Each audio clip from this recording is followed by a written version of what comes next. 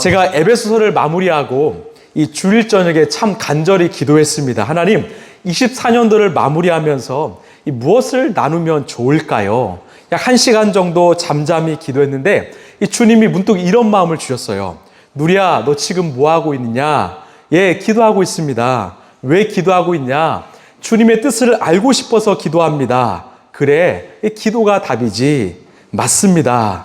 제가 그때부터 이 기도에 관한 말씀을 묵상하기 시작했고 또 기도에 관한 서적들을 찾아보기 시작했습니다. 그래서 오늘부터 12월 연말까지 우리가 무릎으로 사는 그리스도인이라는 주제로 함께 기도의 삶을, 이 기도의 여정을 한번 떠나봤으면 좋겠습니다.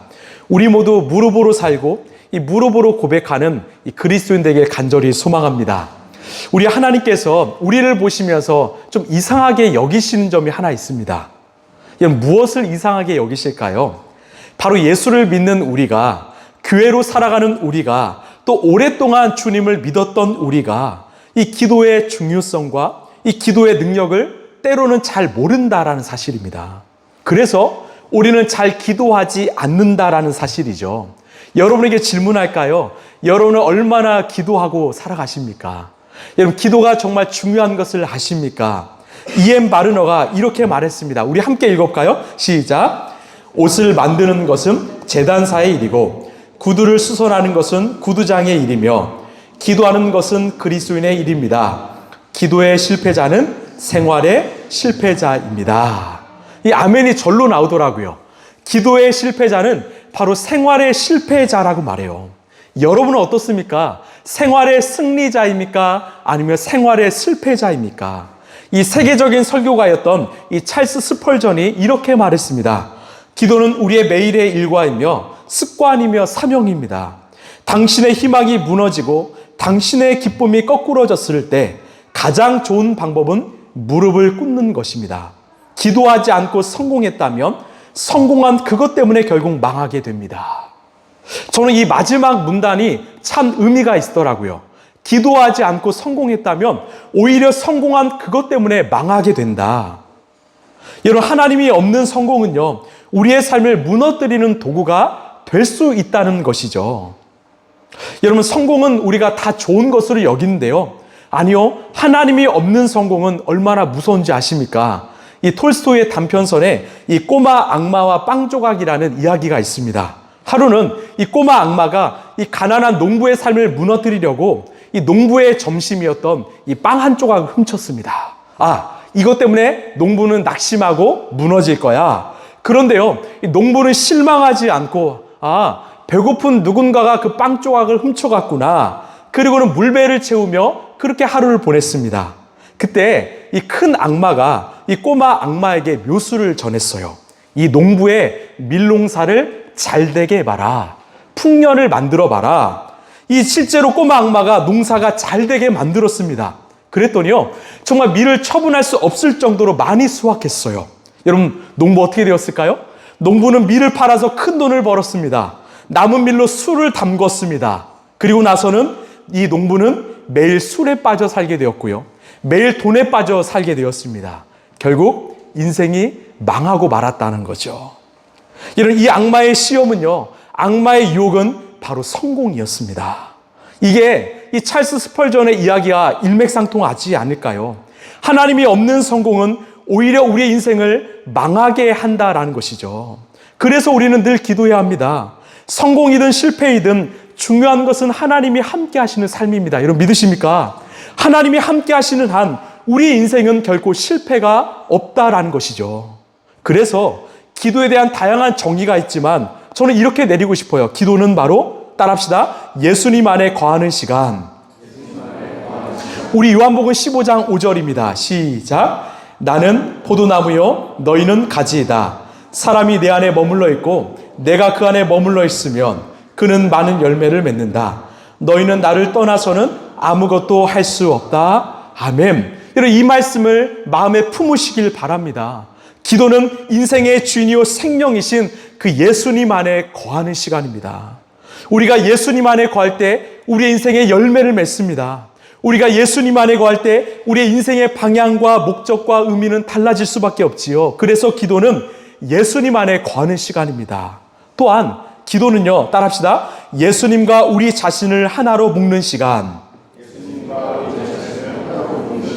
예, 기도는 주님과 우리를 하나로 묶는 시간입니다. 우리 마태복음 11장 28, 29절입니다. 시작. 수고하며 무거운 짐을 진 사람은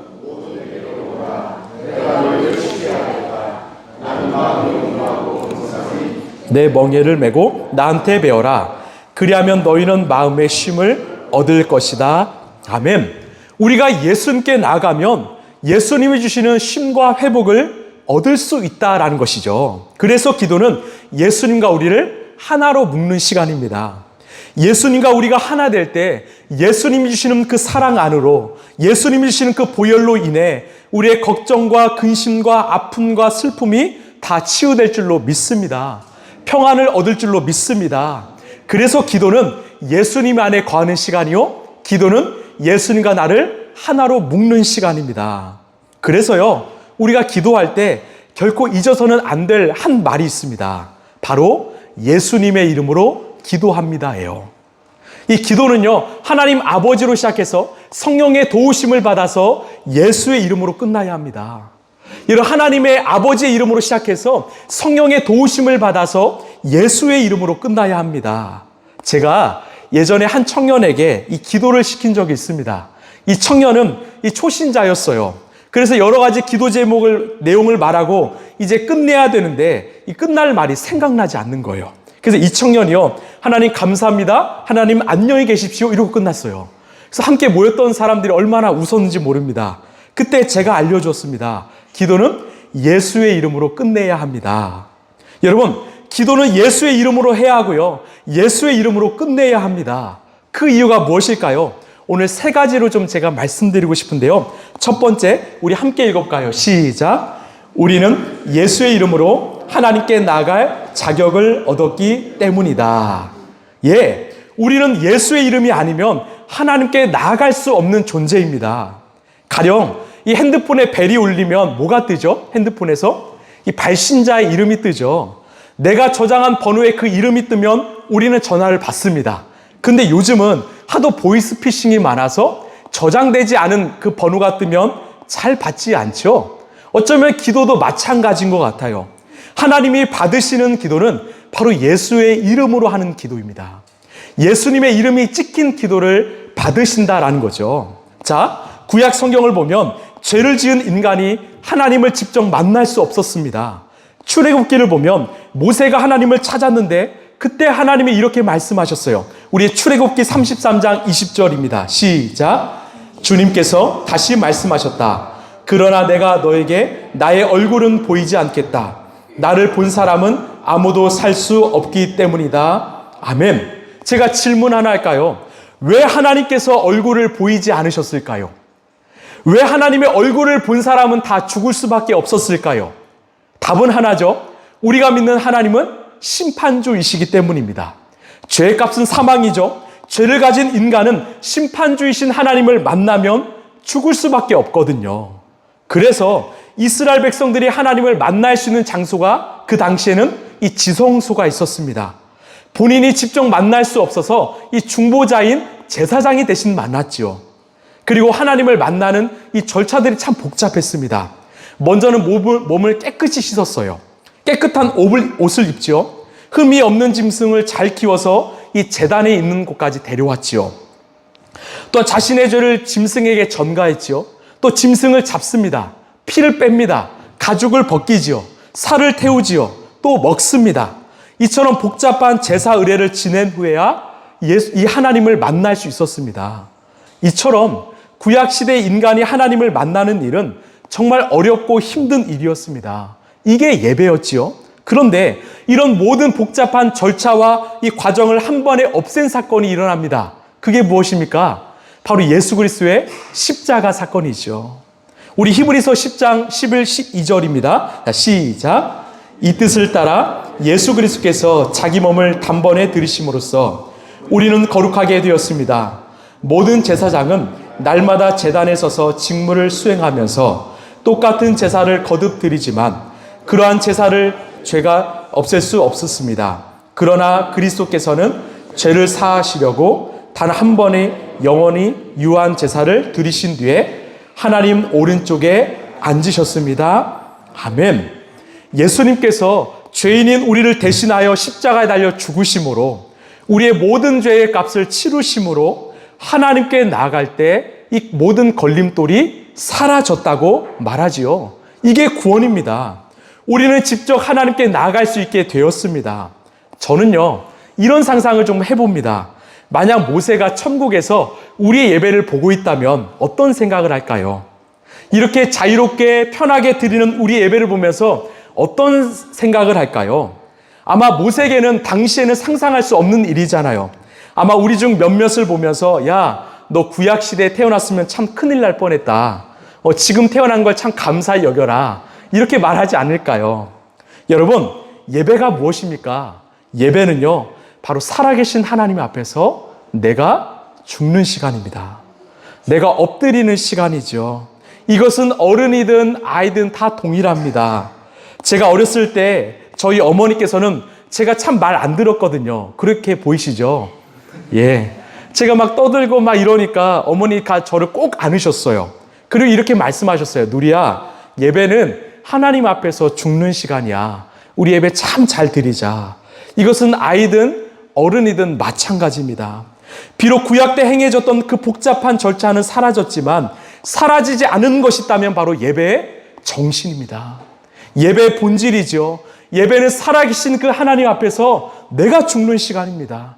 그 하나님의 영광과 임재 앞에서 내가 죽는 시간이에요. 내가 그 말씀 앞에서 순종하는 시간이죠. 왜? 내가 죽어야 우리 하나님께서 나를 다스릴 수 있기 때문입니다. 그래서 사무엘이 사울 왕에게 이렇게 충고했습니다. 우리 사무엘상 15장 22절입니다. 시작. 잘 들으십시오. 순종이 제사보다 낫고 따르는 것이 순양의 기름보다 낫습니다. 아멘. 순종이라는 것입니다. 여러분, 예배는 순종입니다. 하나님 앞에서, 하나님의 말씀 앞에서 여러분 순종하시길 바랍니다. 여러분, 우리가 하나님께 직접 나가 기도할 수 있는 이유는 무엇입니까? 바로 예수 그리스도의 십자가의 보혈 때문입니다. 예수 그리스도의 십자가의 은혜 때문이죠. 이게 기도의 핵심입니다. 내가 열심히 기도했기 때문에 응답받는 것이 아니라, 내가 거룩하게 살았기 때문에 응답받는 것이 아니라, 예수님께서 우리를 대신하여 죽으셨기 때문에, 죄값을 치러주셨기 때문에 하나님이 우리의 기도를 들으시고 응답하시는 것입니다. 여러분, 믿으십니까? 그렇기 때문에 우리가 기도할 때 내가 얼마나 오래 기도했는가, 내가 얼마나 큰 목소리 기도했는가, 이것이 아니라 바로 하나님이 응답하시는 기준은 바로 예수 그리스도예요. 예수님의 이름으로 내가 기도할 때 주님은 우리의 기도를 들으시고 응답해 주실 줄로 믿습니다. 여러분, 오늘 말씀인데요, 우리 13절 14절입니다. 시작. 너희가 내 이름으로 구하는 것은 내가 무엇이든지 다 이루어주겠다. 이것은 아들로 말미암아 아버지께서 영광을 받으시게 하려는 것이다. 너희가 무엇이든지 내 이름으로 구하면 내가 다 이루어주겠다.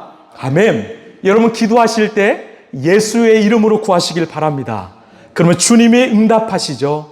그래서 예수의 이름은 하늘의 문을 여는 열쇠라는 것입니다. 여러분, 기억하십시오. 우리 하나님이요, 지금 내 상황, 내 상태를 보고 응답하시는 것이 아니라 예수의 이름을 듣고 내 기도에 응답하시는 분이심을 여러분 믿으시길 바랍니다. 우리가 예수님을 진심으로 붙잡고 예수의 이름으로 나가는 저와 여러분 되길 간절히 소망합니다. 자, 두 번째, 우리가 왜 예수의 이름으로 기도해야 될까요? 자, 함께 따라할까요? 시작.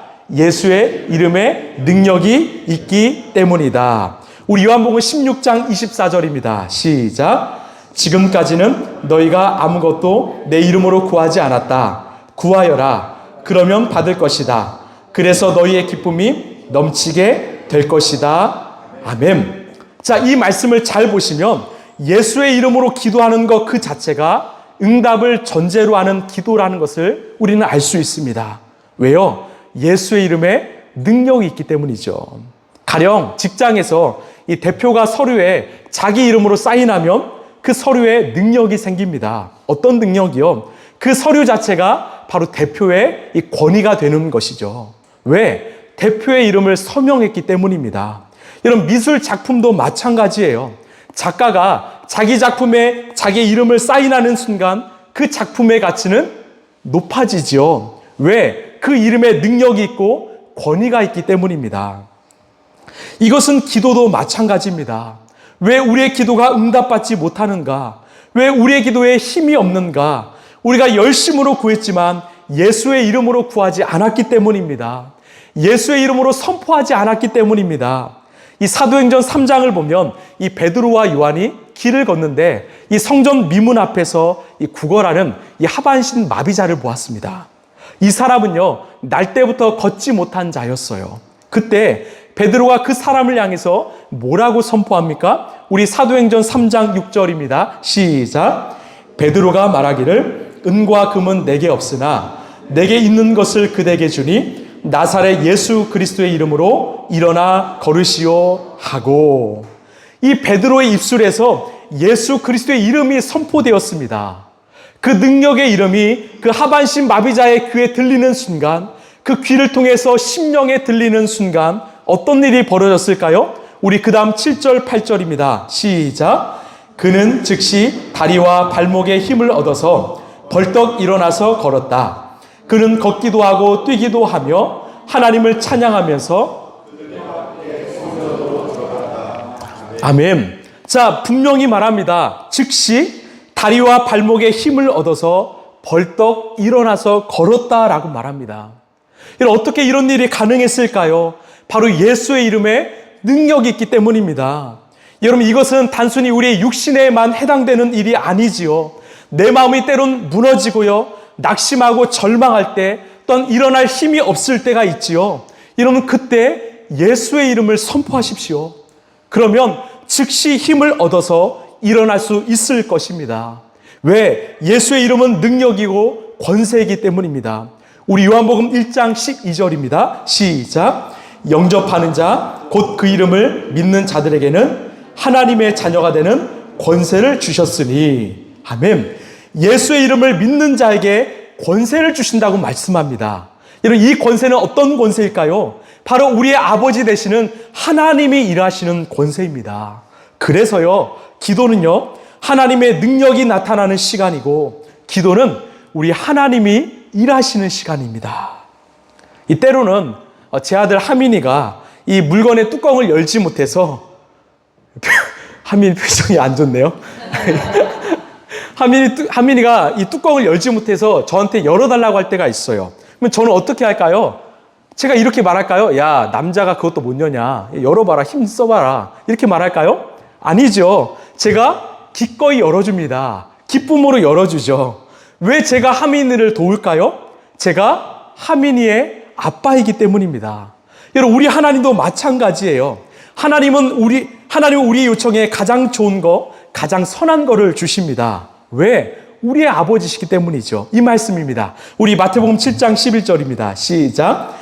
너희가 약해도 너희 자녀에게 좋은 것을 줄 알거든 하물며 하늘에 계신 너희 아버지께서 구하는 사람에게 좋은 것을 주지 아니하시겠느냐? 아멘. 이 말씀 우리가 많이 들었죠. 이 말씀을 믿으시길 바랍니다. 근데 중요한 것은요, 저는요, 한번 보여주실래요? 바로 구하는 사람이에요. 하나님이 우리에게 좋은 것 주시죠. 선한 것 주시는데 우리가 구해야 주신다는 것입니다. 여러분, 구하십시오. 여러분, 예수님의 이름으로 구하십시오. 우리 예수님께서 구하는 자에게 가장 좋은 것, 선한 것을 주실 줄로 믿습니다. 여러분, 또한 기도는요, 내가 힘들고 어려울 때만 하는 것이 아닙니다. 미리 대비하기 위해서 예방적 차원으로 우리는 기도해야 합니다. 예수님께서 겟세마네 동산에서 제자들에게 뭐라고 말씀하셨는가? 우리 마태복음 26장 41절입니다. 시작. 시험에 빠지지 않도록 깨어서 기도하여라. 원하지만 육신이 약하구나. 아멘. 저는 이 말씀을 보면서 소위 선진국과 이 후진국이 생각났습니다. 이런 후진국은요, 이 건물을 금방 짓습니다. 그런데 약하게 지어요.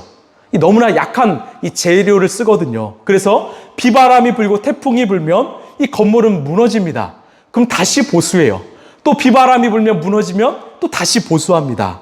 그런데 선진국은요, 이 건물을 천천히 짓습니다. 그런데 튼튼하게 지어요. 잘 무너지지 않습니다. 여러분, 그리스도인도요, 선진국형 그리스도인과 후진국형 그리스도인이 있다는 거 아십니까? 후진국형은요, 늘 인생의 고난과 고통을 경험한 후에 기도해요. 내가 아프고 힘든 후에 기도합니다. 그런데 선진국형은요, 미리미리 깨어 기도합니다. 예방해서 기도해요. 방어벽을 치는 거죠. 시험을 당하지 않기 위해서 분별력을 주도록 기도합니다. 여러분, 우리도 그래야 되지 않을까요? 여러분, 날마다 예수의 이름으로 기도하십시오. 시험에 빠지지 않도록 깨어 기도하십시오. 주님께서 우리를 지켜주실 것입니다. 또한 우리에게 가장 선한 것, 좋은 것을 주실 것입니다. 자, 마지막으로 우리가 왜 예수의 이름으로 기도해야 될까요? 우리 함께 읽어볼까요? 시작. 예수의 이름에 그분의 뜻이 있기 때문이다. 아멘. 성경은요, 우리가 예수의 이름으로 기도하면 응답을 받는다고 말합니다. 그렇다고 예수의 이름을 막 남발해서는 이 안 된다라는 것이죠. 우리가 예수의 이름으로 구한다라는 것은 바로 예수님에 합당한, 예수님의 이름에 걸맞는 기도를 한다는 것입니다. 예수님의 이름에 걸맞는 것을 구한다라는 의미이지요. 왜? 내가 예수의 이름을 사용한다라는 것은 바로 예수님을 존중한다는 의미이기 때문입니다. 가령 내가 예수의 이름으로 기도하면서 내가 복수를 원하고 내 욕망을 채우려 한다면 이것은 바른 기도가 아니죠. 그것은 예수님이 들어줄 수가 없지요. 우리가 이 비행기를 탈 때 이 기내에 들어갈 수 없는 물건들이 있습니다. 아무리 겹겹이 포장을 해도요, 다 걸리죠. 왜 걸립니까? 바로 스캔하는 기구가 다 보고 있기 때문입니다. 우리도 마찬가지예요. 우리가 기도하면서 우리의 욕망을, 우리의 욕심을 마치 하나님을 영광을 위해서, 하나님을 위해서라고 그럴듯하게 이 포장할 때가 있습니다. 그런데요, 그 기도 응답받지 못합니다. 왜? 우리 예수님은 다 보고 계시기 때문이죠. 그래서 우리는 진심으로 예수님의 이름에 합당한 기도를 해야 합니다. 가령 성도가 아픕니다. 성도들의 가정과 일터가 힘듭니다. 그러면 기도해야 합니다. 전도의 대상이에요. 그 영혼이 방황하고 있습니다. 그러면 기도해야 합니다. 우리 자녀들이 예수님을 떠나려 해요. 그러면 기도해야 합니다. 그런 기도는 예수님께서 당신의 이름을 사용하길 원하신다라는 것이죠. 왜요? 예수님은 연약한 자의 하나님이시기 때문입니다. 그런데 누군가는요, 이 능력 있는 기도란 내가 원하는 것을 이뤄내는 기도라고 생각해요. 그래서 하나님의 마음을 바꾸려고 온 힘과 정성을 쏟습니다. 마치 이 무당에게 막 굿을 하는 것처럼 예수님의 마음을 바꾸기 위해서 밤새 기도하고 막 금식하며 기도하지요. 아니요. 진짜 능력 있는 기도란 내가 원하는 것을 얻어내는 기도가 아니라 예수님이 원하는 것에 내가 순종하는 기도입니다. 진짜 능력 있는 기도란 내가 원하는 것을 얻어내는 기도가 아니라 예수님이 원하는 것에 내가 순종하는 기도입니다. 요한복음 11장을 보면 예수님이 사랑하는 형제 나사로가 병에 걸려서 이 죽을 위기가 처했습니다. 이 동생 마르다가 사람을 보내서 예수님을 빨리 오시라고 요청했습니다. 이 오셔서 빨리 낫게 해달라고 요청했던 것이죠. 그런데 예수님의 행동이 좀 이상합니다. 우리 요한복음 11장 6절입니다. 시작. 그런데 예수께서는 나사로가 앓는다는 말을 들으시고도 계시던 그곳에 이틀이나 더 머무르셨다. 아멘. 예수님은 그 말을 듣고도 이틀을 더 머무셨습니다. 왜 그랬을까요? 이유는 두 가지입니다. 하나는 바로 예수님의 때와 마르다의 때가 달랐기 때문입니다. 마르다의 때는요, 지금 당장이었어요. 그런데 예수님의 때는 바로 나사로가 죽은 다음입니다. 왜? 예수님께서 나사로를 당신이 십자가에 달려 죽으시고 부활하신다는 이 부활의 메시지로 사용하길 원하셨기 때문입니다. 그래서 그가 죽기를 기다리셨습니다. 예수님의 때는 그때였던 것이죠. 또 하나는 바로 마르다의 믿음 때문이었습니다. 이 여인의 믿음이 부족했기 때문이지요. 예수님은 곧 나사로가 살아날 것이라고 말씀하셨는데 이 마르다는 믿지 않았습니다. 그런 마르다에게 예수님이 거듭 말씀하셨습니다. 아니야, 나는 부활이요 생명이야. 나를 믿는 자는 죽어도 살아도 영원히 죽지 않아. 너 나 믿냐? 그 질문 앞에서 결국 마르다는 예 주님 믿습니다. 진심으로 고백했습니다. 그 예수님은 마르다의 고백을 들으신 후에 나사로를 살리셨습니다. 즉 마르다의 믿음이 성장하길 바라셨던 것입니다. 여러분, 우리는 어떠합니까? 우리가 간절히 구하는 기도가 예수의 이름에 걸맞는 기도 맞습니까? 또한 내 믿음이 진정으로 준비되어 있습니까? 또한 주님이 내 마음을 스캔하실 때 나는 정직하게 주님의 뜻과 영광을 위해 구하고 있습니까? 때로는 하나님의 응답을 기다리는 시간이 참 고통스럽습니다. 그러나 주님은 기도하는 우리를 그냥 홀로 내버려 두지 않으시죠. 무엇보다 좋은 믿음의 동력자를 보내주시고요.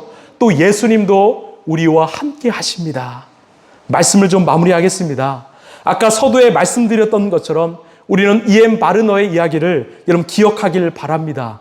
기도의 실패자는 바로 생활의 실패자이다. 찰스 스펄전의 정말 하나님이 없는 성공은 우리를 망하게 한다. 여러분, 기도는요, 우리가 예수님 안에 거하는 시간입니다. 기도는요, 예수님과 나를 하나로 묶는 시간입니다.